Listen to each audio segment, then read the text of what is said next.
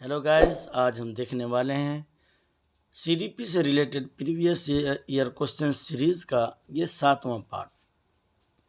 हमारा पहला क्वेश्चन है, निम्नलिखित में से कौन सा शिक्षक की भूमिका का सबसे अच्छा वर्णन करता है। ऑप्शंस हमारे सामने हैं। ऑप्शन ए है आराम के लिए जगह बनाना, जहां बच्चे संवाद और पूछताछ के माध्यम से सीखते हैं। ऑप्शन 2 है कक्षा में शिक्षक की सबसे महत्वपूर्ण भूमिका अनुशासन को बनाए रखना है। ऑप्शन 3 है एक शिक्षक को निर्धारित पाठ्य पुस्तक का पालन करना चाहिए। ऑप्शन 4 है पाठ्यक्रम को समय पर पूरा करने के साथ साथ दोहराने के लिए पर्याप्त समय देना महत्वपूर्ण है। तो 1 नंबर क्वेश्चन का ऑप्शन आपके सामने है, आप जवाब दें। इसका सही जवाब क्या हो सकता है। हमारा जो 1 नंबर क्वेश्चन है, इसका सही जवाब है 1, आराम के लिए जगह बनाना, जहां बच्चे संवाद और पूछताछ के माध्यम से सीखते हैं। कहने का मतलब ये है कि बच्चे को जितना ज़्यादा बोलने का मौका देंगे, क्वेश्चन पूछने का मौका देंगे, सवाल पूछने का मौका देंगे, उतना ज़्यादा अच्छा वर्णन होगा और बच्चे उतना ज़्यादा जल्दी सीखेगा। आगे चलते हैं दोस्तों 2 नंबर क्वेश्चन की तरफ। हमारा 2 नंबर क्वेश्चन है, निम्नलिखित में से कौन सी कक्षा समृद्ध शिक्षा को प्रोत्साहित करती है।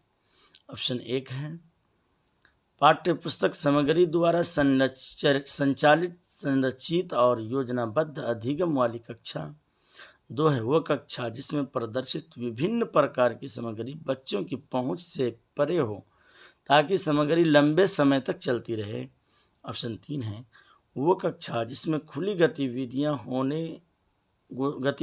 हों और विभिन्न प्रकार के बाल साहित्य खुली अलमारी में रखे हों, जो दिन के किसी भी समय पर्याप्त किया जा सके। ऑप्शन नंबर 4 है अलमारी में अच्छी तरह संगठित सामग्री वाली कक्षा, जहां सामग्री को सप्ताह में एक बार मुक्त खोले खेल के लिए बाहर लाया जाता हूं। तो दोस्तों 2 नंबर क्वेश्चन का ऑप्शन आपके सामने है, आप लोग अपने तौर पर जवाब दें। 2 नंबर क्वेश्चन का ऑप्शन क्या हो सकता है। हमारा 2 नंबर क्वेश्चन का जो सही ऑप्शन है वो 3 है। क्या है दोस्तों, 3 है वो कक्षा जिसमें खुली गतिविधि हो और विभिन्न प्रकार के बाल साहित्य खुली अलमारी में रखे हो, जो दिन के किसी भी समय पर्याप्त किया जा सके। बच्चा जिस वक्त भी पढ़ना चाहे, जिस वक्त भी उसका माइंड फ्रेश हो और पढ़ने की इच्छा हो, तो वो पढ़ने जा सकता हो, पढ़ सकता हो और उसके लिए असबाब उसके लिए मुहैया हो।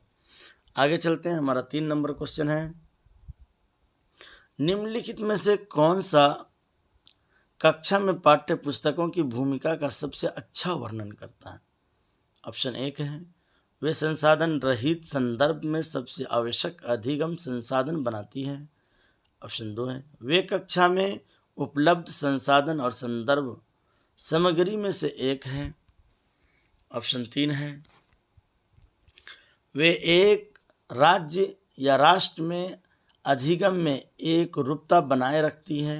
और ऑप्शन 4 है वे अध्ययन के पाठ्यक्रम के बारे में शिक्षकों और माता पिता को मार्गदर्शन पर्याप्त करती हैं। और दोस्तों 3 नंबर क्वेश्चन का ऑप्शन आपके सामने है, आप जवाब दें। इसका सही जवाब क्या हो सकता है।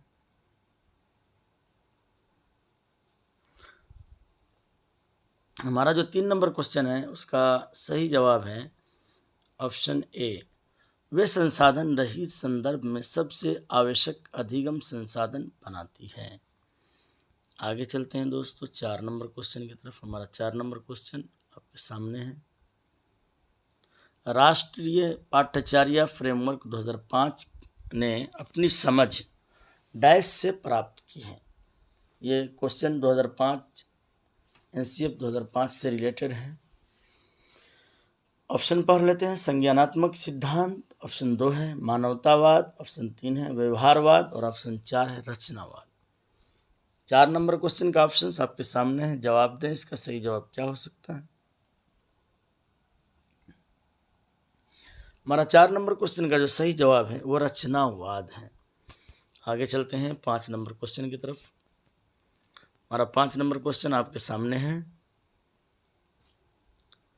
कक्षा में बच्चों को प्रेरित समझा जा सकता है यदि, ऑप्शन हमारे सामने हैं। एक, वे शिक्षक से स्पष्टीकरण प्राप्त करने के लिए प्रश्न पूछते हैं। ऑप्शन 2 है, वे अच्छी तरह से वर्दी पहने स्कूल में आते हैं। ऑप्शन 3 है, वे कक्षा में अनुशासन बनाए रखते हैं।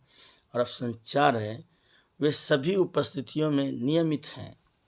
तो 5 नंबर क्वेश्चन का ऑप्शन आपके सामने, फटाफट से आप जवाब दें, इसका क्या सही जवाब हो सकता है।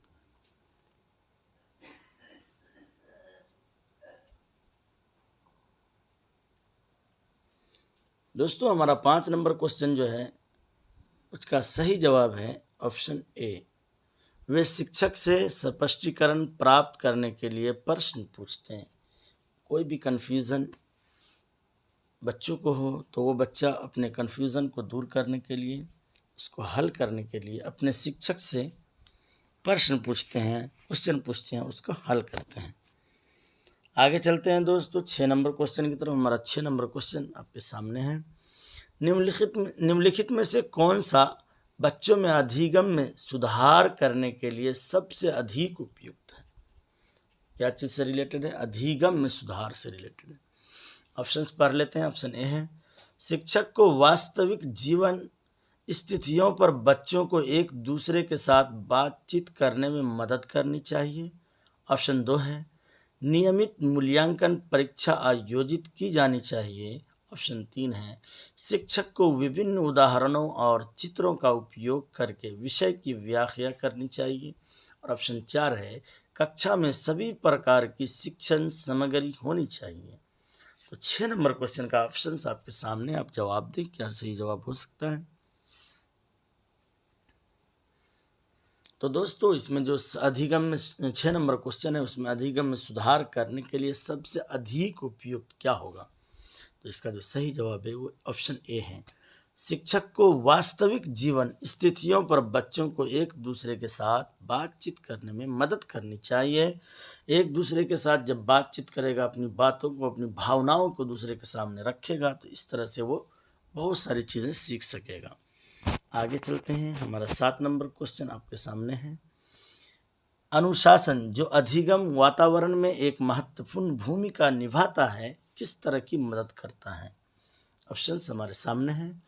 बच्चों के उनके पाठ रट कर याद करने में। ऑप्शन 2 है, बच्चों को अपनी शिक्षा को विनियमित और मॉनिटर करने के लिए। और ऑप्शन 3 है, चुप्पी साधे रखने के लिए।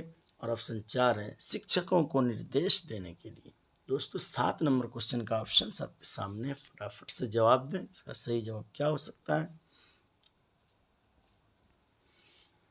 दोस्तों हमारा जो 7 नंबर क्वेश्चन है उसका जो सही जवाब है वो ऑप्शन 2 है, बच्चों को अपनी शिक्षा को विनियमित और मॉनिटर करने के लिए।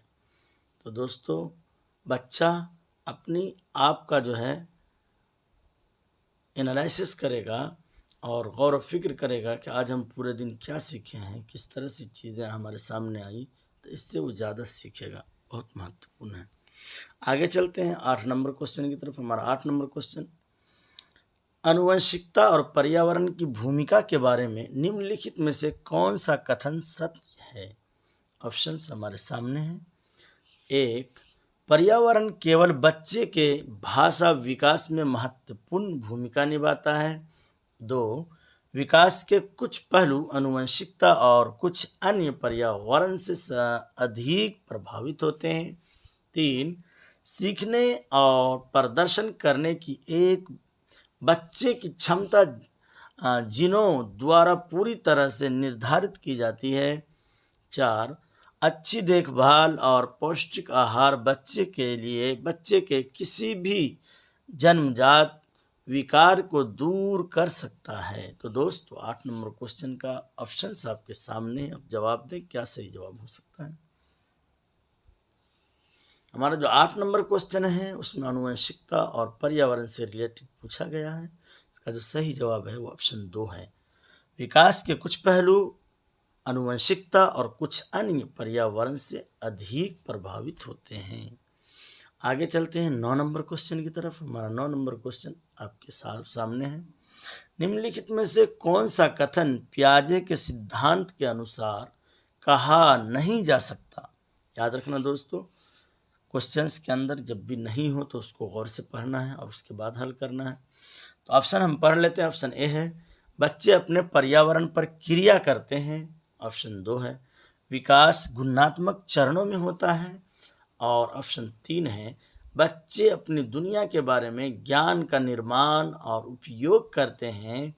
और ऑप्शन 4 है निरंतर अभ्यास से अधिगम होता है। दोस्तों 9 नंबर क्वेश्चन का ऑप्शन आपके सामने है, आप जवाब दें इसका क्या सही जवाब हो सकता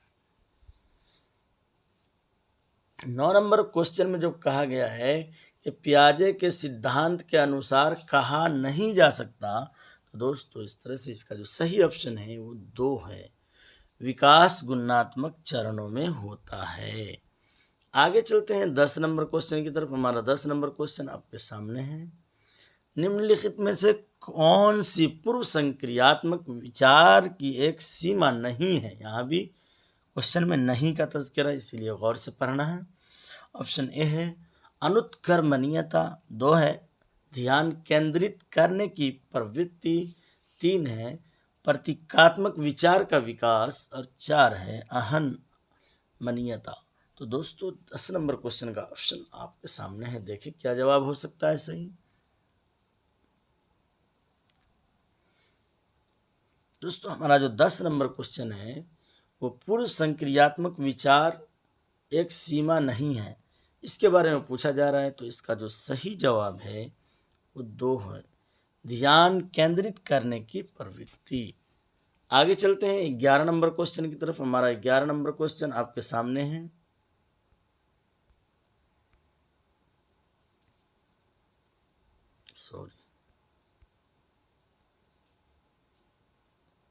डैश के अलावा निम्नलिखित कारणों से खेल युवा बच्चों के विकास में एक महत्वपूर्ण भूमिका निभाता है। खेल के बारे में दिया गया है दोस्तों, ऑप्शन पढ़ लेते हैं। ऑप्शन है एक है वे नए कौशल हासिल करते हैं और सीखते हैं कि उन्हें कब उपयोग किया जाए। ऑप्शन 2 है वे अपने शरीर पर निपुणता प्राप्त करते हैं। ऑप्शन 3 है ये उनकी इंद्रियों को उत्तेजित करता है। और ऑप्शन 4 है ये समय बिताने का एक सुखद तरीका है। तो दोस्तों हमारा जो 11 नंबर क्वेश्चन है उस डैश के अंदर क्या आएगा, आप लोग अपने तौर पर जवाब दें।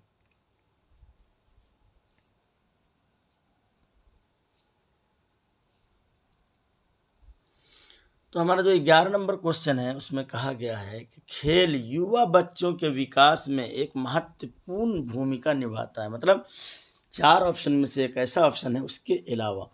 तो दोस्तों इसका जो सही जवाब है वो 4 है, यह समय बिताने का एक सुखद तरीका है। इसके अलावा ये सब के सब एक महत्वपूर्ण भूमिका निभाता है। आगे चलते हैं दोस्तों 12 नंबर क्वेश्चन की तरफ। हमारा 12 नंबर क्वेश्चन है निम्नलिखित में से कौन सा प्रश्न बच्चों को गंभीर रूप से सोचने के लिए आमंत्रित करता है? ऑप्शंस 1 है विभिन्न तरीकों से हम इसे कैसे हल कर सकते हैं। 2 है क्या आप इसका उत्तर जानते हैं। ऑप्शन 3 है सही जवाब क्या है। और ऑप्शन 4 है क्या आप इसी तरह की स्थिति में के बारे में सोच सकते हैं। दोस्तों 12 नंबर क्वेश्चन का ऑप्शन आपके सामने है, आप जवाब दें अपने तौर पर क्या सही जवाब हो सकता है।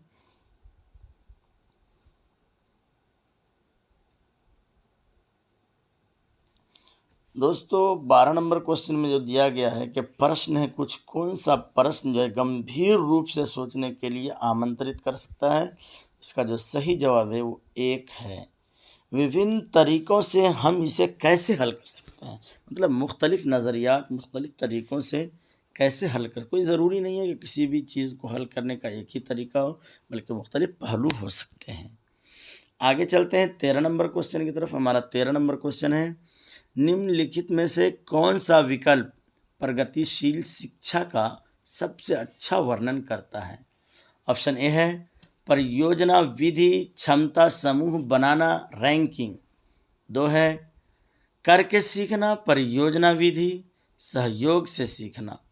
ऑप्शन 3 है थीमेटिक इकाइयाँ थीमेटिक इकाइयाँ नियमित इकाई परीक्षण रैंकिंग। और ऑप्शन 4 है व्यक्तिगत अधिगम क्षमता समूह बनाना छात्रों की लेवलिंग छात्रों की लेवलिंग।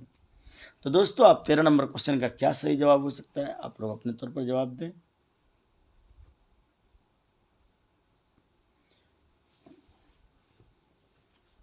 तो दोस्तों हमारा जो 13 नंबर क्वेश्चन है उसका सही जवाब है 2 करके सीखना परियोजना विधि सहयोग से सीखना। कोई भी चीज़ में करके सीखने से कुछ ज़्यादा प्रगतिशील होता है। आगे चलते हैं 14 नंबर क्वेश्चन की तरफ। हमारा 14 नंबर क्वेश्चन है प्रगतिशील शिक्षा के बारे में निम्नलिखित में से कौन सा कथन बताता है शिक्षा स्वयं ही जीवन है। ऑप्शन पढ़ लेते हैं। ऑप्शन ए है जीवन सच्चा शिक्षक है। ऑप्शन 2 है स्कूल शिक्षक को यथासंभव लंबे समय तक जारी रखना चाहिए। और ऑप्शन 3 है स्कूलों की आवश्यकता नहीं है बच्चे अपने जीवन के अनुभवों से सीखते हैं। और ऑप्शन 4 है स्कूलों में शिक्षा सामाजिक और प्राकृतिक दुनिया को प्रतिबिंबित करती है। 14 नंबर क्वेश्चन का ऑप्शन आपके सामने है दोस्तों, आप अपने तौर पर जवाब दें क्या सही जवाब हो सकता है। हमारा 14 नंबर क्वेश्चन जो है प्रगतिशील शिक्षा के बारे में है, तो उसका जो सही जवाब है वो 4 है स्कूलों में शिक्षा सामाजिक और प्राकृतिक दुनिया को प्रतिबिंबित करती है। आगे चलते हैं 15 नंबर क्वेश्चन की तरफ। हमारा 15 नंबर क्वेश्चन है कोहलबर्ग के सिद्धांत के योगदान के रूप में निम्नलिखित में से किसे माना जा सकता है। ऑप्शन ए है उनका विश्वास है कि बच्चे नैतिक दार्शनिक हैं। 2 उनके सिद्धांत ने संज्ञानात्मक परिपक्वता को और नैतिक परिपक्वता के बीच एक सहयोग का समर्थन किया है। ऑप्शन 3 है इस सिद्धांत में विस्तृत परीक्षण प्रक्रियाएं हैं। और ऑप्शन 4 है यह नैतिक तर्क और कार्रवाई के बीच एक स्पष्ट संबंध स्थापित करता है। तो दोस्तों 15 नंबर क्वेश्चन आपके सामने है, उसका ऑप्शंस भी आपके सामने। सही जवाब क्या हो सकता है आप लोग अपने तौर पर जवाब दें। हमारा जो 15 नंबर क्वेश्चन है वो कोहलबर्ग के नैतिक सिद्धांत से रिलेटेड है दोस्तों। इसका जो सही जवाब है वो ऑप्शन 4 है यह नैतिक तर्क और कार्रवाई के बीच एक स्पष्ट संबंध स्थापित करता है। इसी तरह हमारे साथ जुड़े रहिए दोस्तों, हम अपना 500 क्वेश्चंस का सीरीज मुकम्मल